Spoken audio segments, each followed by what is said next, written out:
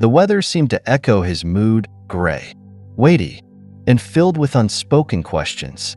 Standing in front of the towering window of his grand estate, Donald Trump, the former president of the United States, gazed out at the dreary cityscape. Raindrops slid down the glass like a race to nowhere, blurring the bustling streets below. Overhead, thick clouds loomed like a warning, their dark edges rolling across the sky. Trump exhaled deeply, his breath fogging up a corner of the glass. He had made up his mind. Today wasn't going to be like any other day. He wasn't stepping into a boardroom, attending a gala, or giving a speech to adoring crowds. Today, he wasn't the billionaire tycoon or the once most powerful man in the world. Today, he was just another man, a nobody. From the corner of his room, he grabbed a tattered hoodie. It seemed stretched and faded. The jeans he slipped into were worn at the knees, and his sneakers, purchased from a discount store for this purpose, were scuffed and tired-looking. To complete the disguise, he pulled a ragged beanie over his head, letting the brim cast a shadow over his face. A fake, scruffy beard he had painstakingly styled the night before completed his transformation. He paused, catching his reflection in the mirror. The man staring back at him was unrecognizable. For a moment, he hesitated, fingers twitching by his sides. He had faced global leaders and hostile crowds, yet this felt more daunting. His heart raced slightly as he adjusted the beanie, his eyes narrowing in thought. Quietly, almost instinctively, he closed his eyes and let out a whispered prayer. Lord, if this day is meant to teach me something, open my eyes and my heart to see it clearly. There was a sense of finality as he grabbed an old jacket and stepped out into the hallway. The usually opulent surroundings now felt too grand, too disconnected from the life he was about to step into. He passed rows of glistening chandeliers and expensive art, the quiet hum of wealth following him as he descended the grand staircase. The first chill of the outside air hit him as he stepped out the front door. The rain had picked up, drizzling lightly but steadily, soaking the leaves scattered across the driveway.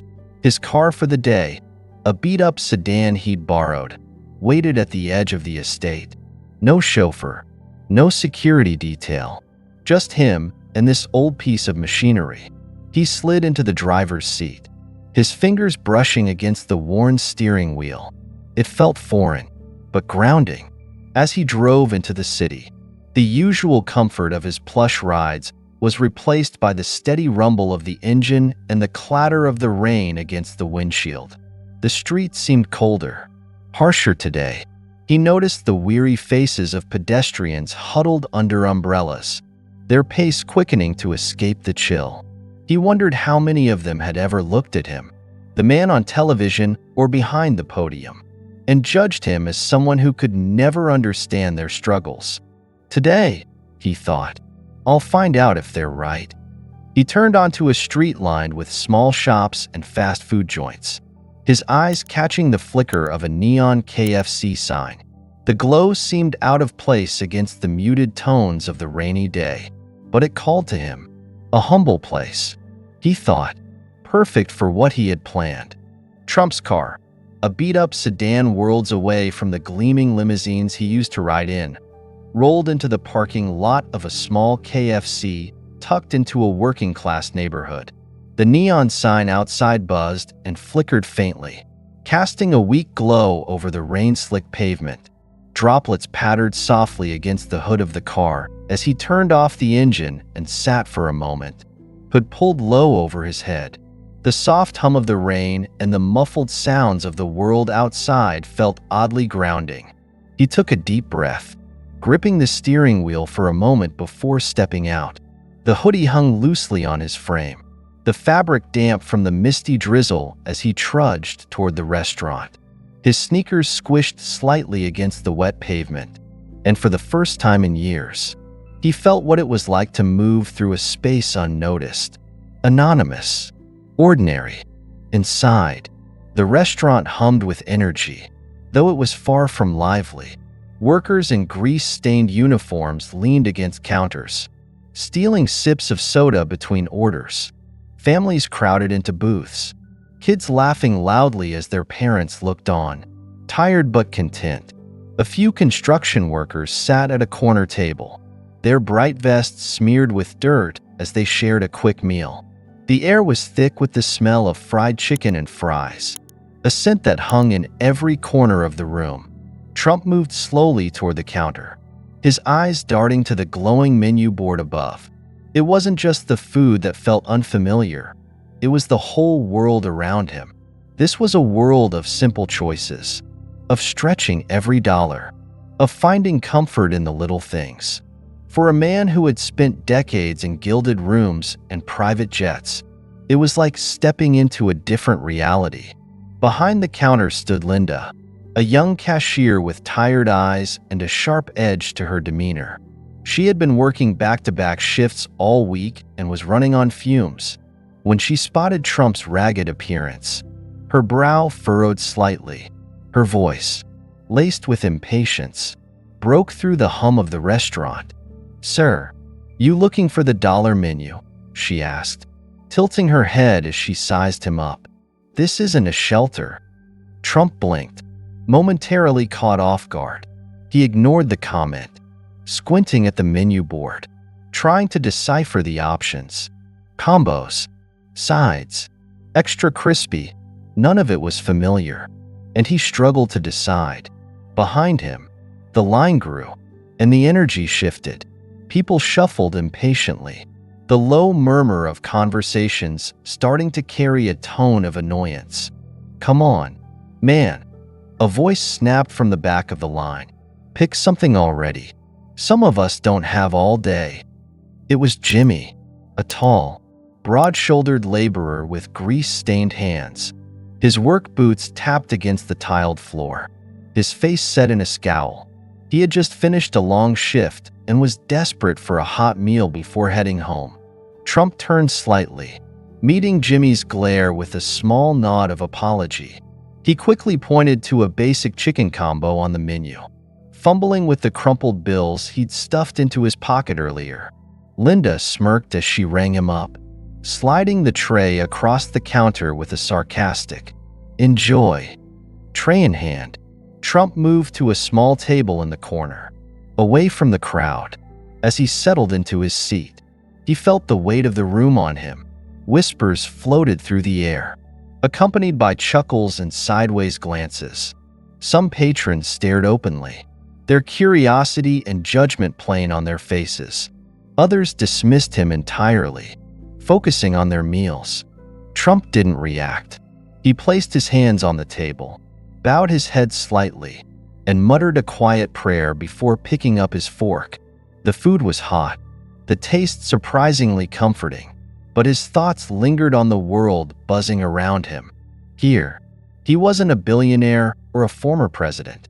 Here, he was just a man, sitting alone at a table, surrounded by stories he was only beginning to understand. The storm outside had escalated into a full-blown tempest. The wind screamed against the glass windows, rattling them in their frames, while the relentless pounding of rain on the roof created a steady drumbeat of unease. Inside the KFC, the once lively chatter of customers dwindled to murmurs, and the occasional laugh was replaced by anxious glances toward the storm as thunder rolled ominously in the distance. The neon sign outside began to flicker erratically, its buzzing light cutting through the gloom like a distressed beacon. The wind had worked its way under the bolts holding the sign, causing it to sway precariously, the metal creaking under the strain. The sound was faint at first but quickly grew louder, drawing the attention of the diners closest to the window. Near the entrance, Sarah, a young girl no older than 6, was playing with a small toy she had clutched in her tiny hands. In a moment of distraction, the toy slipped from her grasp and bounced outside onto the wet pavement. Her mother, busy corralling Sarah's younger sibling, didn't notice as the girl slipped out the door to retrieve it. The wind howled louder, and the bolts holding the sign began to give way, one by one. The groaning metal seemed almost alive as the sign teetered dangerously above the sidewalk. Inside, a few diners noticed the little girl just as the final bolt started to snap. "Wait, stop!" someone shouted, their voice sharp with panic. Sarah, oblivious to the danger above, bent down to pick up her toy. The sign shifted violently, the groan of stressed metal turning into a deafening snap as it broke free. The entire room seemed to hold its breath, paralyzed by the impending disaster. But before anyone else could react, Trump was already on his feet. His chair clattered to the ground as he surged forward, moving faster than anyone thought possible for a man of his age. Rain pummeled him as he dashed outside, his sneakers splashing through puddles. With a single swift motion, he scooped Sarah into his arms and twisted his body to shield her as the massive sign came crashing down with an ear-splitting thud, missing them by mere inches. The room inside fell deathly silent, every pair of eyes fixed on the scene unfolding outside. The sound of the sign hitting the pavement seemed to echo for a long moment before fading into the backdrop of rain and thunder. Trump stood there, soaking wet, his arms still protectively wrapped around the little girl. His breath came in steady but heavy bursts, and his face bore an expression of calm focus that belied the chaos around him. Carefully, he carried Sarah back inside, cradling her as if she were the most precious thing in the world. The girl's mother ran forward, tears streaming down her face as she reached for her daughter. "She's okay," Trump said, his voice steady and reassuring.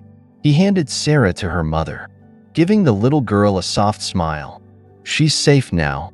The mother clutched her daughter tightly, her voice trembling with gratitude. Thank you so much. I don't even know how to." Trump held up a hand, gently cutting her off. "It's what anyone should do," he said simply. His tone was calm but carried a weight that silenced any further words. Around the room, the diners exchanged stunned glances. The man they had written off as just another drifter or oddball had, in an instant, revealed a courage and decisiveness that none of them expected.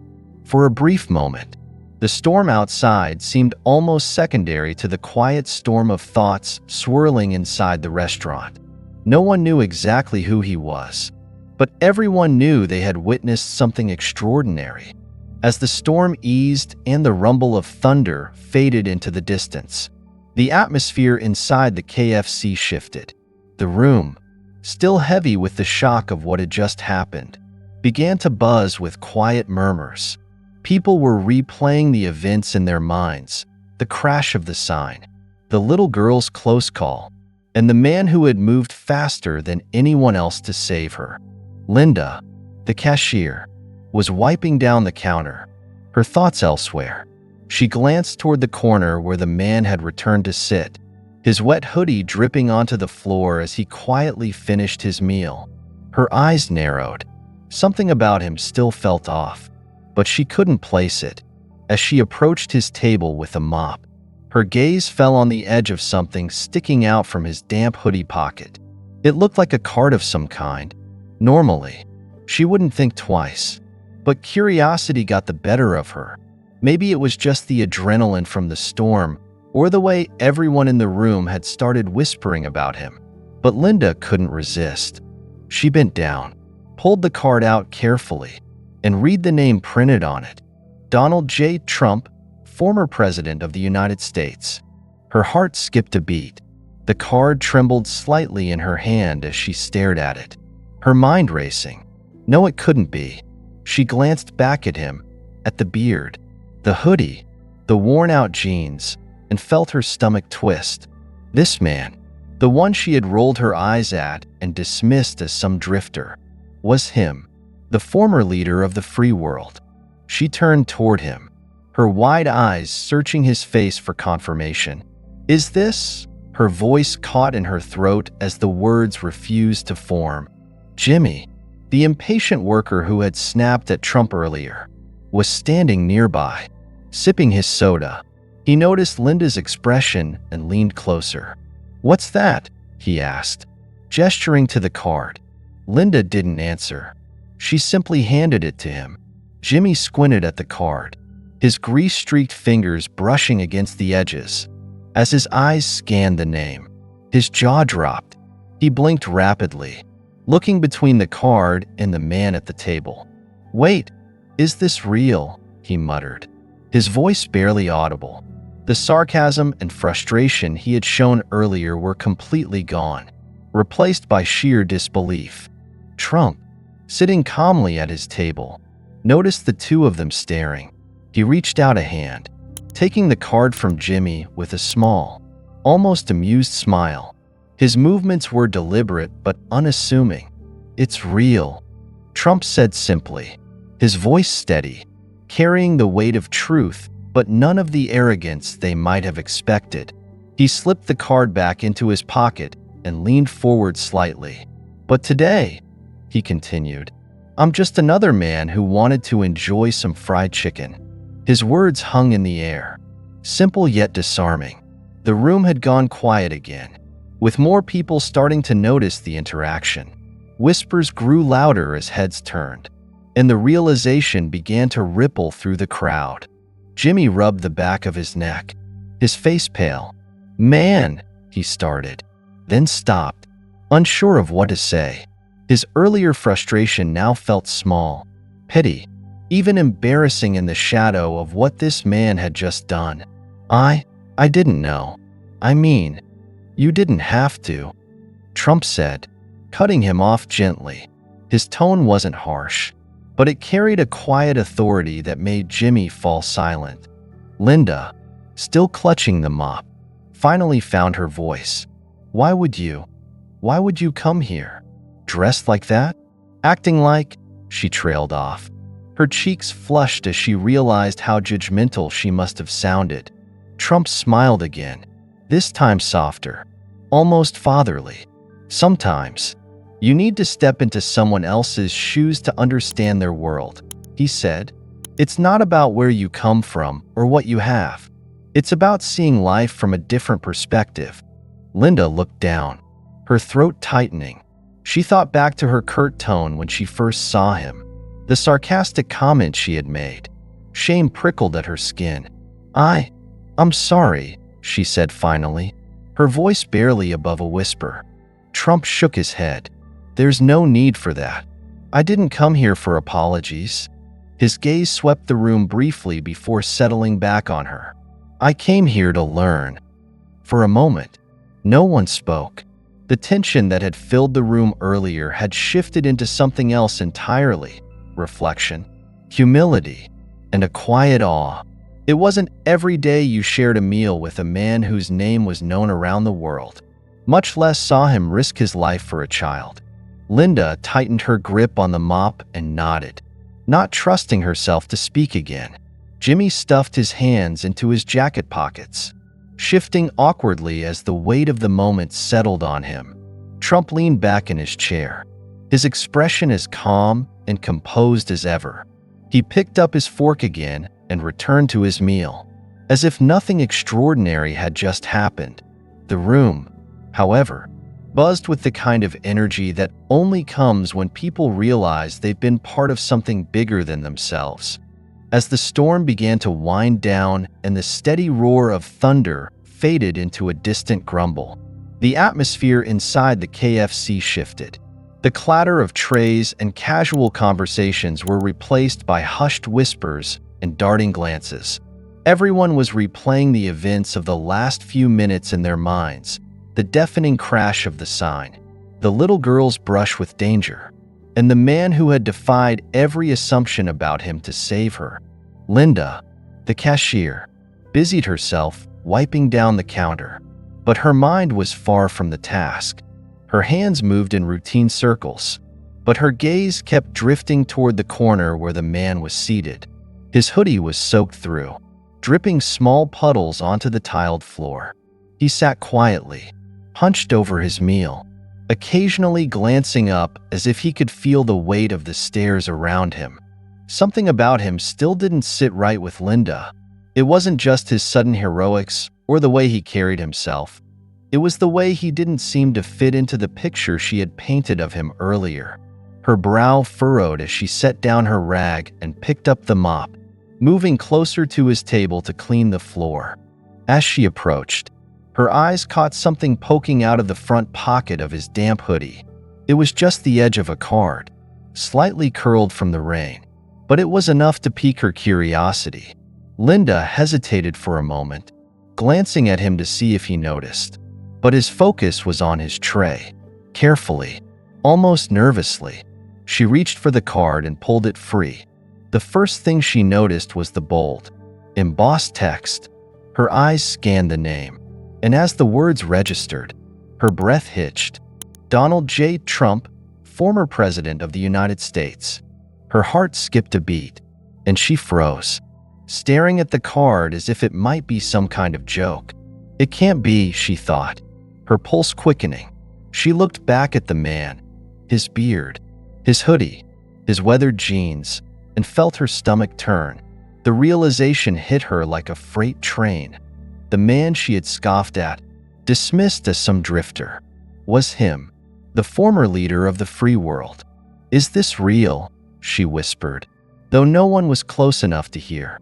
Her voice sounded small, shaky. She turned toward him, holding the card like it might burn her fingers, her wide eyes searching his face for confirmation. Before she could say anything, Jimmy, the tall, grease-stained worker who had been snapping at Trump earlier, noticed her hesitation. He strolled over, holding a soda cup in one hand and raising an eyebrow. "What's got you all spooked?" he asked, his tone casual. Linda didn't answer. She simply handed him the card, her hand trembling slightly. Jimmy furrowed his brow, took the card, and squinted at the text. As his eyes moved across the embossed name, his expression shifted from confusion to shock. His grip tightened on the card as he looked up at the man in the corner. "Wait a minute," he muttered, his voice barely audible. "Is this for real?" His tone carried none of the bravado or impatience he'd shown earlier. The sarcasm that had been so present was replaced by disbelief and a touch of unease. The man in the corner finally looked up, his calm gaze meeting theirs. Without a word, he extended his hand toward Jimmy, silently asking for the card back. Jimmy hesitated for a moment before handing it over, his mouth opening and closing like he wanted to say something but couldn't find the words. "It's real," the man said simply, his voice low and steady. He tucked the card back into his pocket with an unhurried motion, then leaned forward slightly. "But today," he continued, "I'm just a man who came here to enjoy some fried chicken." His words landed softly but carried an undeniable weight. Linda and Jimmy exchanged glances, their disbelief giving way to something closer to awe. Around the room, the whispers grew louder as other diners began to pick up on the interaction. Heads turned, eyes widened, and the realization rippled through the crowd like a slow wave. Jimmy scratched the back of his neck, his face pale. "Man, I mean," he trailed off, looking down at the floor, clearly uncomfortable. The confidence he'd shown earlier had all but evaporated, replaced by the awkward shuffling of someone who knew they had been in the wrong. "I didn't know." "Okay," he mumbled, more to himself than anyone else. "You didn't have to," Trump replied gently, cutting through Jimmy's stammering. His tone wasn't sharp or dismissive, but it carried a quiet authority that made Jimmy stop talking altogether. Linda, still clutching the mop, finally found her voice. "Why would you come here? Dressed like that? Acting like?" Her voice wavered, and she trailed off, realizing how judgmental she sounded. Her cheeks flushed with embarrassment as she lowered her eyes. Trump's expression softened, and a faint smile tugged at the corners of his mouth. "Sometimes," he said, "you have to step into someone else's shoes to really see the world they live in." He leaned back in his chair, his gaze sweeping the room briefly before settling back on Linda. It's not about where you're from or what you have. It's about understanding life from a different perspective. Linda swallowed hard, her throat tightening. She thought back to the way she had greeted him, the sarcasm in her voice, the judgment in her eyes. Shame crept over her like a slow wave. I'm sorry, she said finally, her voice barely above a whisper. Trump shook his head, brushing off her apology with a slight wave of his hand. No need for that, he said. I didn't come here for apologies. His tone was calm, almost fatherly. I came here to learn. For a moment, the room fell silent again, the weight of his words settling over everyone like a blanket. It wasn't every day that people shared space with someone who had been at the pinnacle of global power, much less saw them risk their life for a child. Linda nodded slowly, gripping the mop handle tighter as she took a step back. Unsure of what else to say, Jimmy shoved his hands into his pockets, glancing around awkwardly. Neither of them could quite shake the feeling that they had witnessed something far bigger than themselves. Trump, meanwhile, leaned forward, picked up his fork, and returned to his meal as if nothing extraordinary had happened.